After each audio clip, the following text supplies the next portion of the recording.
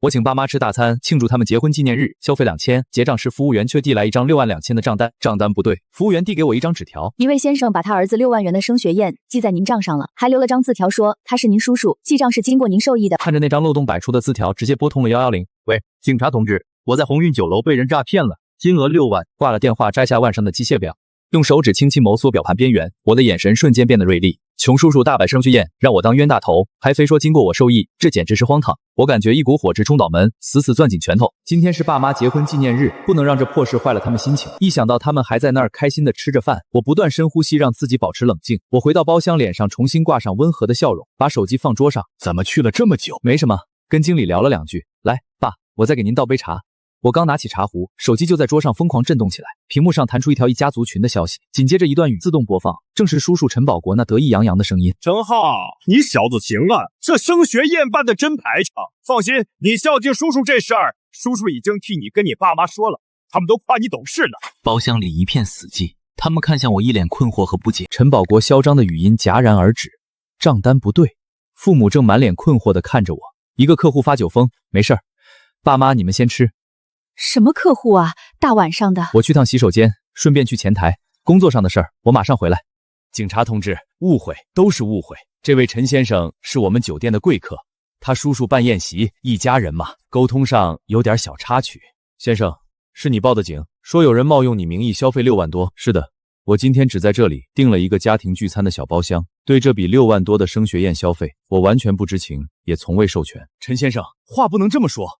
您叔叔陈保国先生预定的时候，白纸黑字写得很清楚，费用记在您账上。他还说跟您打过招呼了。陈保国先生在场吗？他宴席结束就走了。既然当事人不在，消费单据也确实存在，这属于经济纠纷。建议你们双方先协商解决。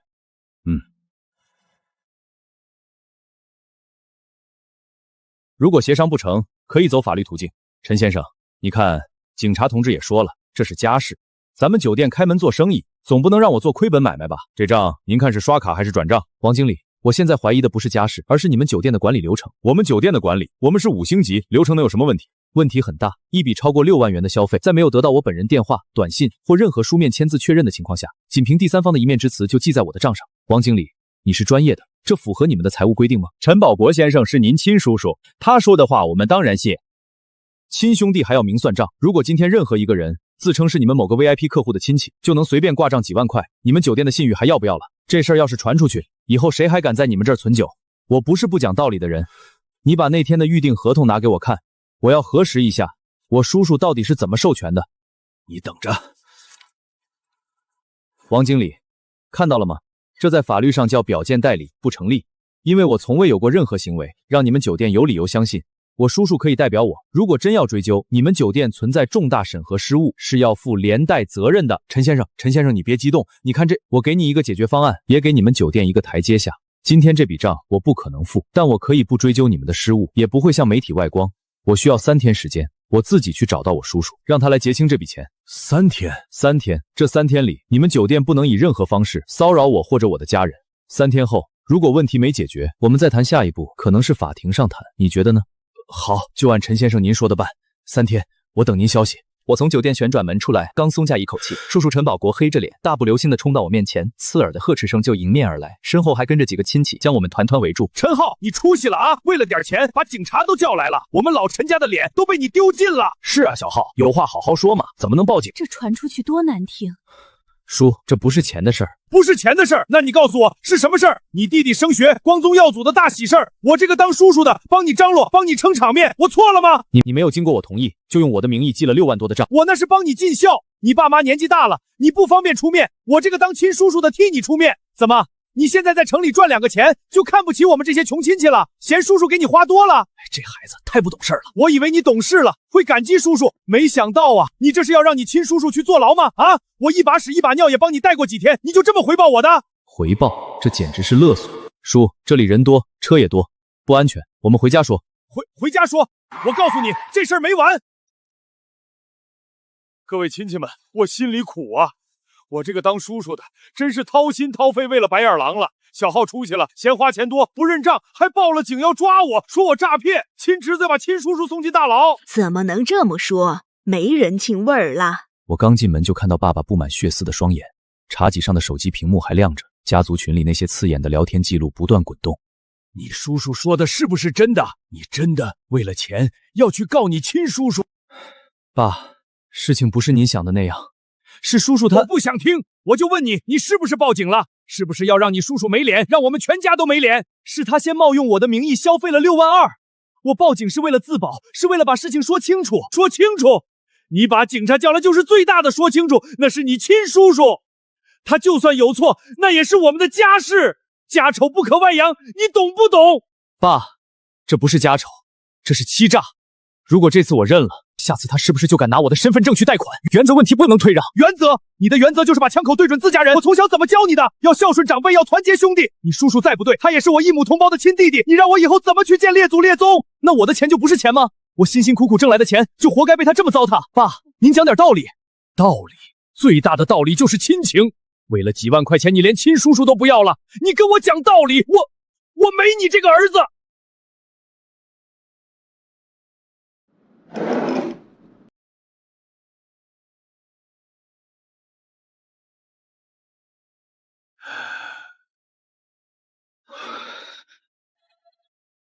喂，喂，是小浩吧？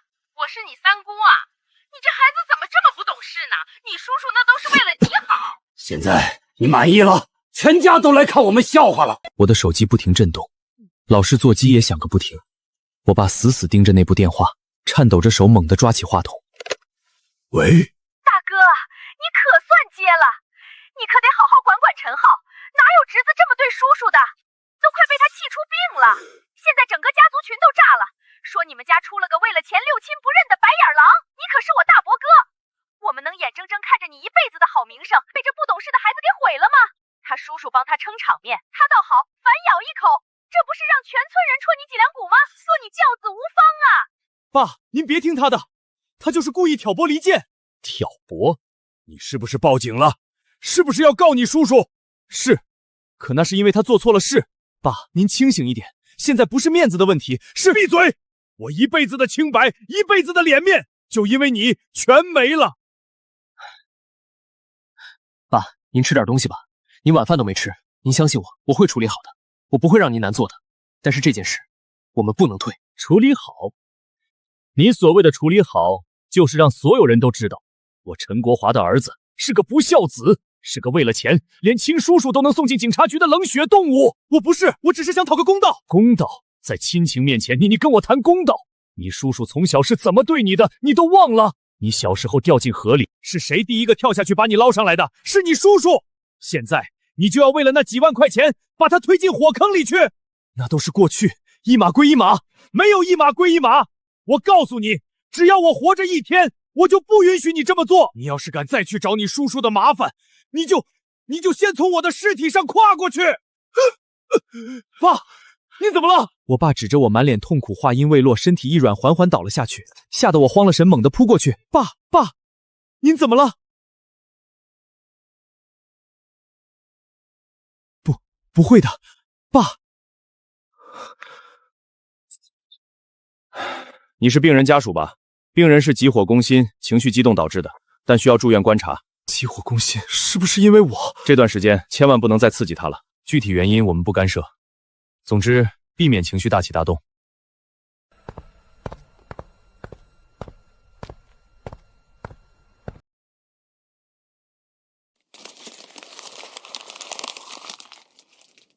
爸，您醒了，医生说您要多休息，我给您熬了点粥，您多少吃一点。爸，您别这样，我知道我让您为难了，但是他还是不肯原谅我。爸，您放心，我一定会把事情解决好，我不会让您再受委屈。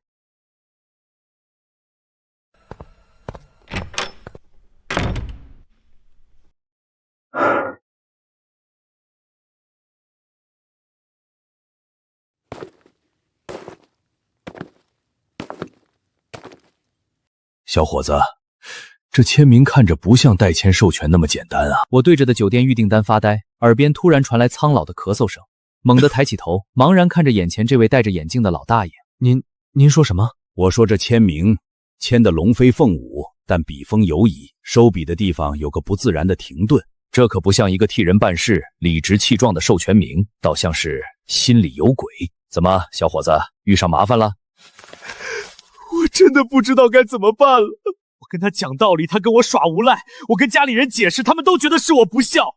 现在我爸躺在里面不肯见我，所有人都觉得是我的错。难道就因为他是长辈，他就可以为所欲为吗？我叫张正，是个律师。小伙子，你刚才说的我都听明白了。你现在最大的问题是陷进去了。陷进去了？对，你叔叔他们用亲情、孝道这些东西给你支了个笼子，你就在这个笼子里跟他们辩论谁对谁错。可你想过没有，笼子里的辩论有赢家吗？亲情是道德问题，但6万块是法律问题。你现在要做的不是跟他们辩经，是找证据，用法律的锤子去砸开那个道德的笼子。证据？我该从哪儿找？2条路。第一，酒店，就像我说的，这个授权本身就有问题。一个5星级酒店这么大额的消费，审核流程如此草率，他们有不可推卸的责任，这是他们的失职，也是你的突破口。对，我当时也跟他们提过。第二，就更直接了，你这位好叔叔，一个手头不宽裕的人，为什么要打肿脸充胖子，非要去这么贵的酒店？这里面会不会有猫腻？比如他和那个经手这件事的王经理私底下有没有什么不正当的利益输送？对啊，叔叔怎么会那么巧，就跟那个王经理那么熟？记住，打蛇打7寸。有时候叫的最哄的，不一定是真正的要害。有需要就打我电话。打蛇打7寸，叫的最响的，不一定是真正的要害。叔叔是那条叫的最响的蛇，而王经理，你就是那个7寸。喂，阿飞睡了没？浩哥，几点了？查赏啊？没，找你帮个忙，急事。你不是 IT 大神吗？帮我查个人。查谁？前女友？一个叫王建军的人，大概40岁，在鸿运酒楼当宴会部经理。我需要知道他的一切公开信息，记住，是在合法合规的范围内。小事儿，只要他留过脚印儿，都能给你刨出来。查他干嘛？我怀疑他收了我叔叔的好处。一个酒店部门经理，就算工资再高，也不可能支撑得起这种消费水平。他的钱从哪来的？浩哥，顺着社交圈摸了一下，有点意思。什么？查到了，王经理，他经常参加一个私密牌局，局头你叔叔的小舅子。我看着手机屏幕的满脸震惊，这个消息让我看清了一切。牌局叔叔的小舅子王经理，几个原本孤立的点好像都说得通了。阿飞，最后一个忙，查我叔叔小舅子的公司所有银行账户，那场宴会前后有没有任何一笔可疑的资金流向王建军？浩哥，这不是公开信息了，难度很大，有风险。知道，钱不是问题。爸，知道您不想见我，也不信我。您觉得我让您丢了脸，或者您已完成，没有委屈。可我只是想告诉您，有些人的脸是自己不要的。怎样？搞定！你叔叔小舅子公司对公账户，升学宴后第2天打进王经理老婆私人账户，名目设计咨询费打了2万。好一个完美的借口，堪称完美的利益输送。如果不是阿飞，我可能永远也拉不到这笔的赃款。阿飞，把所有截图、转账记录、银行流水号都打包发给我。浩哥，这是王牌怎么用？甩到脸上？不，对付这种人，打脸不是目的，让他疼，让他怕，让他为自己的所作所为付出代价才是。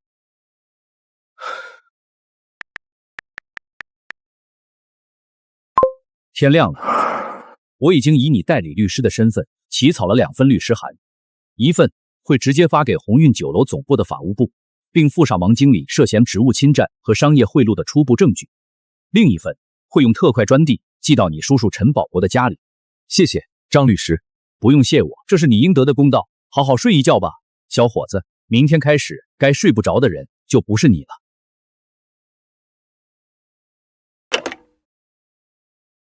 宴会部王建军，立刻到我办公室。完了，出大事了！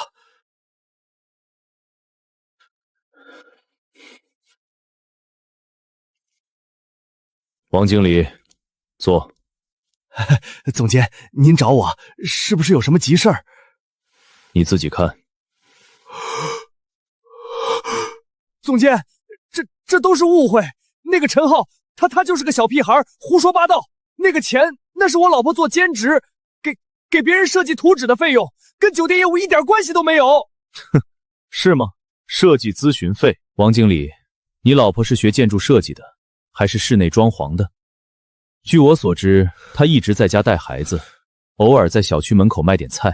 什么时候成了设计顾问了？这都是陈保国，是他求我帮忙，说他侄子答应了，让我先垫付，回头再跟他结算，他才是主谋，是他坑我。王经理，公司可以没有一个宴会部经理，但不能背上商业欺诈的丑闻。你以为你把责任推给一个外部人员，公司就会替你承担后果吗？酒店的声誉远比你一个人的前途值钱。我完了，彻底完了。喂，王经理啊，怎么事情解决了？我就说嘛，那小子就是吓唬人的，他不敢把我怎么样。陈保国，你害惨我了，公司把我辞退了，他们要报警抓我，都是你出的馊主意。什么辞退报警？你别胡说八道，我什么时候害你了？那都是你自愿的，你少给我往我身上泼脏水。我泼脏水？那2万块钱，你小舅子打给我的设计咨询费，你敢说跟你没关系吗？什么钱？我不知道，你少在这里血口喷人。我告诉你，你想把我拉下水，没门儿！我可是他亲叔叔，他不敢把我怎么样。陈保国，你等着！陈先生，不，浩哥，我们谈谈好吗？我全交代。听着王经理带着哭腔的求饶声，我脸上没有丝毫波澜，只是静静的听着，直到对方把所有的恐惧和祈求都倾诉完毕。谈，可以。明天上午10点，静心茶楼2楼雅座，带上我叔叔，还有我的律师，我们一起谈。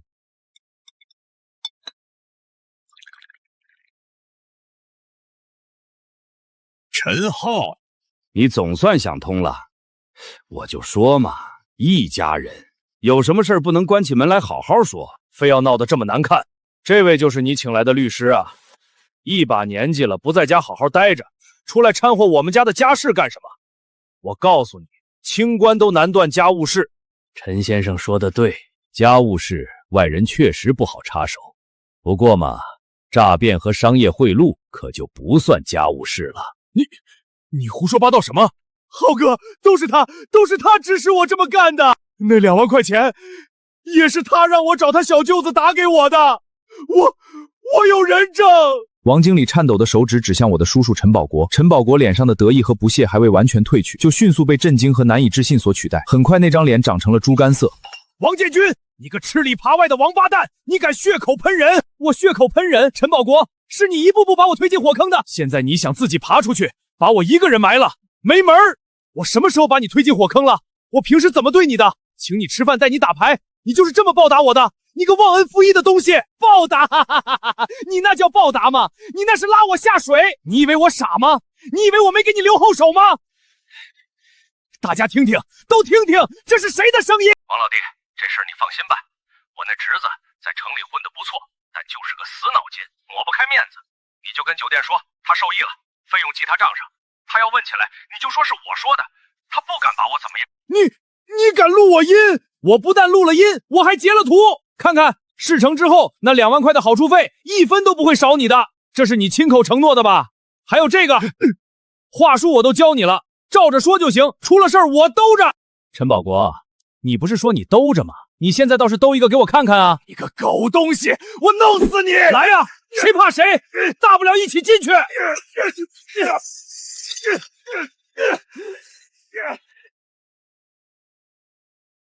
陈保国先生，我们现在正式通知你，请在3天内结清6万2参元餐费，否则我们将以诈骗罪起诉你。我的叔叔陈保国再也嚣张不起来了。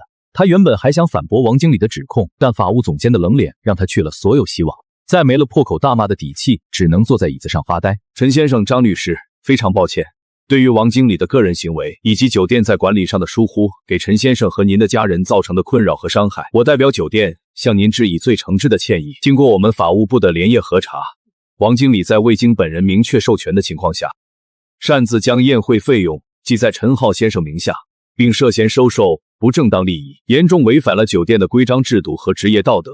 鉴于此，酒店方将即刻撤销对陈浩先生的一切账务追索，并对给您造成的精神损失，我们愿意进行合理赔偿。同时，酒店决定立即解除与王经理的劳动合同，并保留对其涉嫌职务侵占和商业贿赂行为追究法律责任的权利。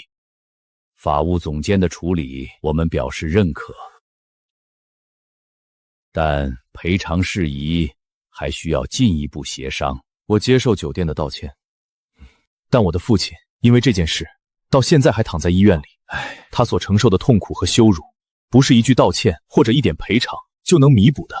我们明白后续的赔偿事宜，我们会与张律师详细沟通，尽力弥补。根据王经理的供述和我们掌握的证据，您涉嫌与王经理合谋，利用虚假授权进行消费，并存在不正当利益输放行为。我们酒店将保留向您追究法律责任的权利。这怎么可能？王经理怎么会？耗子，你不能这么对我啊！我叔叔陈保国瘫在椅子上，两眼在法务总监冰冷的脸和那张6万2的账单之间来回移动。他所有的算计和后路在这一刻都被堵得死。他输光了一切，只能把最后的希望寄托在我的身上。耗子，你看，这都是误会。叔叔也是一时糊涂，你帮叔叔跟他们说说，我们是一家人啊。总监，其实从一开始，这份没有得到陈浩先生本人亲笔签名，甚至连个有效电子授权都没有的预定合同，就注定了你们酒店在这件事上的败局。所以今天的结果不是意外，是必然。我当事人的经济危机到此为止，彻底解除了。至于剩下的，就是你们酒店和陈保国先生之间的事了。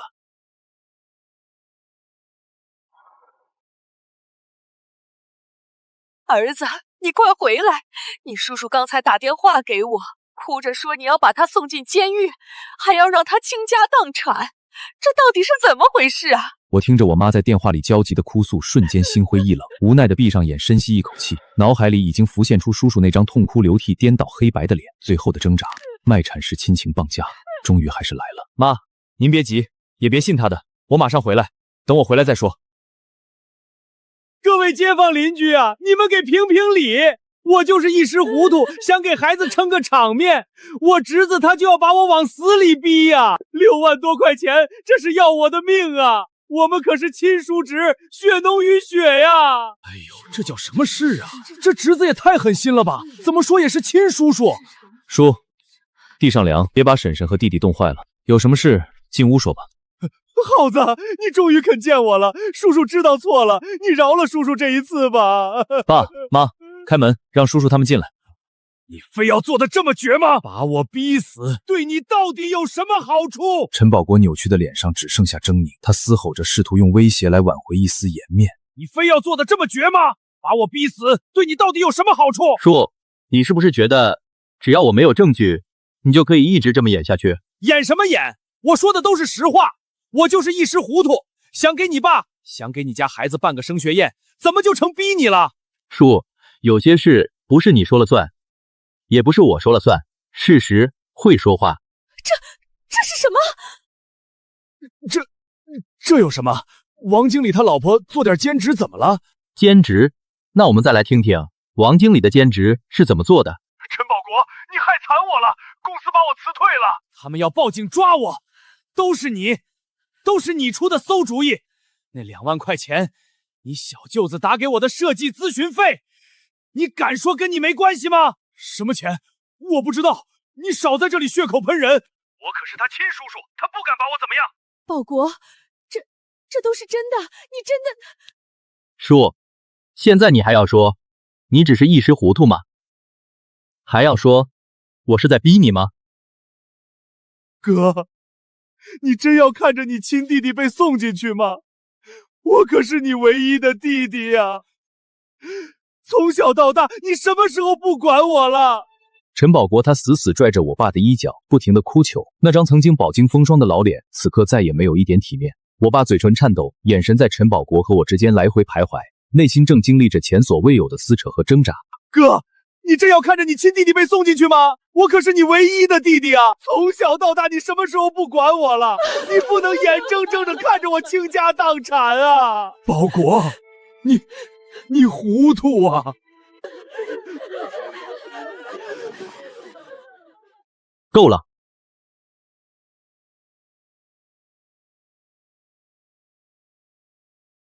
各位叔伯阿姨，这就是事情的全部真相。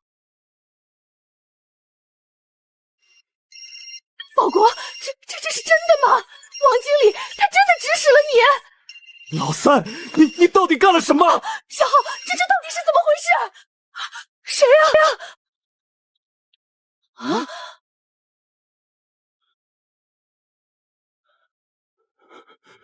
老三，你还有什么好说的？大伯，病房门被猛地推开，几位家族长辈怒气冲冲地冲了进来，他们手里都攥着手机，屏幕上正是家族群里陈浩发出的那些铁证。大伯一马当先，指着陈保国，满脸不可思议和愤怒：老三，你还有什么好说的？保国啊，保国，你这是要气死你哥啊！怎么能做出这种事情来？都别说了，保国，亲兄弟明算账，但账算的是钱，不是人心。你把哥的心当成账给算了。我这辈子最看重兄弟情谊，最看重面子，可你呢？你为了那点虚荣，为了那点小算盘，把我的情谊，把我们老陈家的脸面都踩在了脚底下。儿子，你做得对，这个家不能再被这些歪风邪气给带偏了。哥，我错了，我真的错了。在众人的鄙夷和哥哥失望的眼神中，彻底失态，崩溃到绝望。周围的亲戚们看着他这副模样，只是摇头叹息，再也没有一个人上前劝慰。几天后，派出所门口，陈保国在警察的陪同下走了出来。他像是瞬间老了10岁，头发花白，背也驼了。面对法律的威严和亲情的彻底崩塌，他交代了一切，并四处借钱，凑齐了6万2千元，主动退还给了酒店。最终考虑到他主动退赔，并且得到了陈浩一方的谅解，法院做出了较轻的判决。他没有坐牢，却比坐牢更难受。他在家族里苦心经营多年的面子被彻底撕碎，荡然无存。1个月后，陈浩家里阳光明媚，父亲陈国华已经出院，虽然身体还有些虚弱，但精神却前所未有的好。他系着围裙，在厨房里忙碌着，亲手做了一桌丰盛的菜。饭菜上桌，陈父没有急着动筷子，他从自己的房间里郑重地拿出那个木雕小人，轻轻地摆在了餐桌的正中央。小人笔直地站立着，仿佛在守护着这个家。儿子，这个家以后就靠你来守护了。就在这时，门铃响了。陈浩打开门，门口站着的是叔叔陈保国一家。他们不再像上次那样带着算计和表演。陈保国穿着一身朴素的旧衣服，婶婶和陈明也低着头，脸上满是局促和愧疚。哥，浩子，对不起。婶婶和陈明也跟着深深的鞠躬道歉。陈父走上前，缓缓地扶起了自己的弟弟。保国，人活一辈子，活的是里子，不是面子。钱没了可以再挣，面子丢了可以再挣，可人心要是坏了，就什么都没了。